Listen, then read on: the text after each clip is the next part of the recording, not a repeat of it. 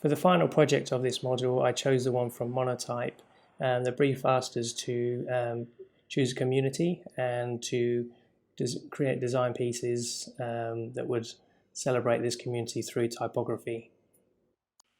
My chosen community was a place called the Rustic Market. It's a marketplace in Chiang Mai, which is in northern Thailand. This is where I live, and the market itself is quite close to me.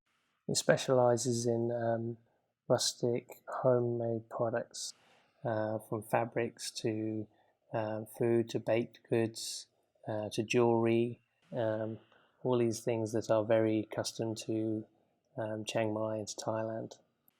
After creating a research strategy, I began my primary research by going to the market itself and taking lots of pictures and recording videos to try and get a real feel for the market and the people who work there and people who are actually within the community. I also conducted a questionnaire for several of the vendors at the market to complete. I want to try and find out a bit more information about the reasons why they go to that community and why they want to be part of it. And the overwhelming factor was the idea of trying to help the local businesses, local farmers, and obviously to provide a service for the visitors of the market. The next part of my research was to look at the different types of typography there. Obviously this is the main part of the brief from Monotype, so looking at what type is around to become very aware of the style and the purpose of the type was vital. With the collection of visual research I was able to do, I was able to then come up with some keywords that were vital to my project and vital to take my project forward. And with these words and in combination with my primary research that I did, I formed this first mood board. The main aim of this mood board was to try and set the tone for combining the typography with the images, certain graphics and textures that I'd sort of found when I was doing my research. And from there I started to do other research by looking at posters that are related to community and posters that focus primarily on typography and the layout of typography. I looked at various types of messages that could be used on the poster, and the information I took from here was basically from the feedback I got from my questionnaire from the vendors at the community. The colour scheme I came up with was taken from the pictures that I took of the market. Tried to combine different colours from the patterns, typography, and the stalls that are used within the market.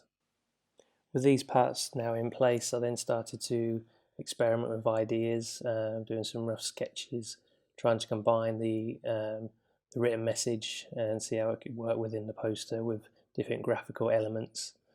Again, these were elements that I'd been inspired by from my research.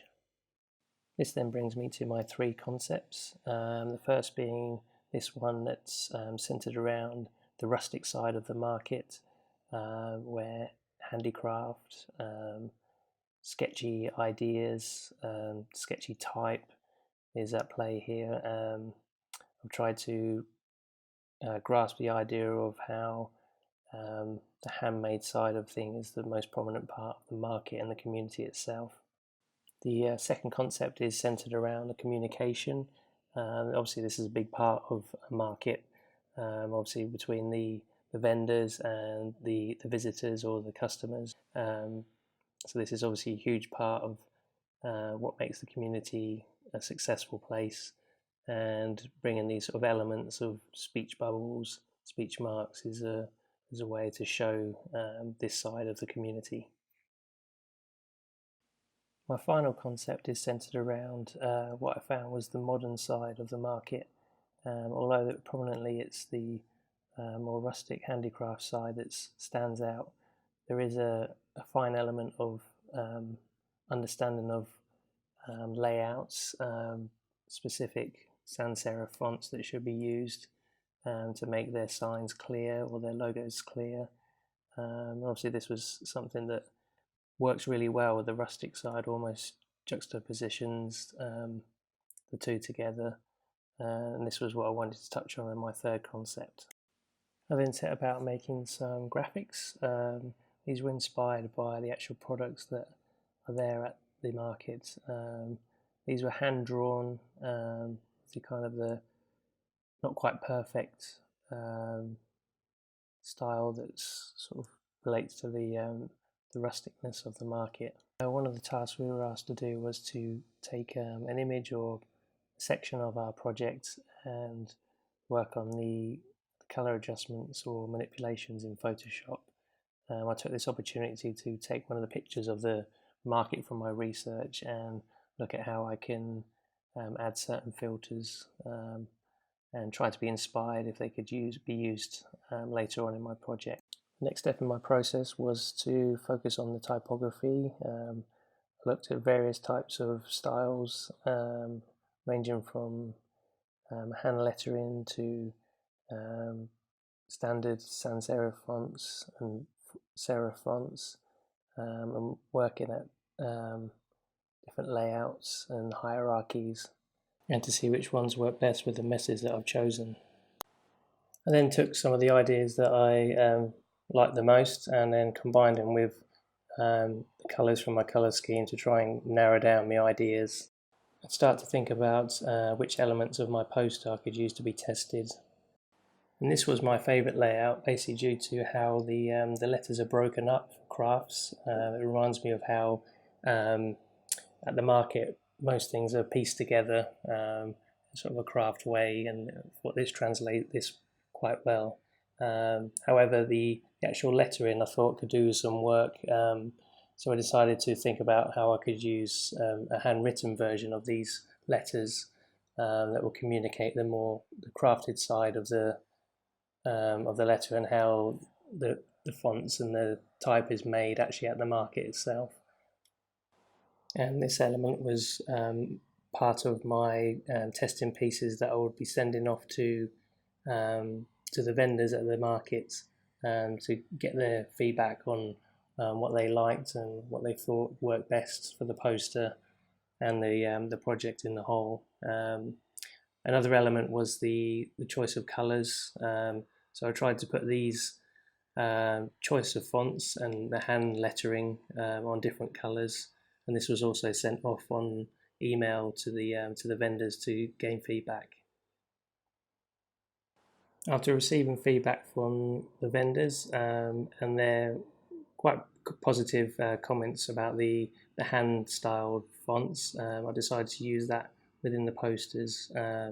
So I started looking at this broken up way of using the letters, but in slightly different layouts, and practicing with different color schemes as well. Another element that I tried to bring in was to actually use the Thai lettering. I thought this would make the actual posters a bit more personal for the vendors themselves, obviously, as they are one of the target audiences that are going to be considered.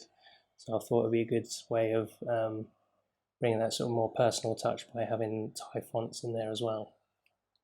And the words translated are the words where, local, and meet. I've tried to work out in my layout where I can have them sort of so they go behind or around those words to make it a bit more conventional of the meaning of those words. The good thing about this is that the fact that Latin alphabet and the Thai alphabet are very different in appearance, so the two work together as they're placed. And so this is an exploded view of my poster and all the elements within it. So I've started off with the colour. You can see that that's got an overlay of a texture. That texture is of a Hessian bag, something that's is used quite a lot at the market. It's sort of a texture that sort of comes to mind every time I think about the market itself. Now I've got the icons or the sketched images of the products that I did earlier. I've kind of put them within the poster because to highlight the hustle and bustle, the busyness of the market, I wanted these to be quite sporadic around the poster. And of course I've got the hand-drawn lettering that I've used to highlight the the craft side of the market and the community, and I've got the market name itself at the bottom there. And so yeah, so bringing all these pieces together sort of really highlights my thought process about how I should try and connect and communicate the community. And so this is my final proposal for my poster. I've got two different colour schemes to present it.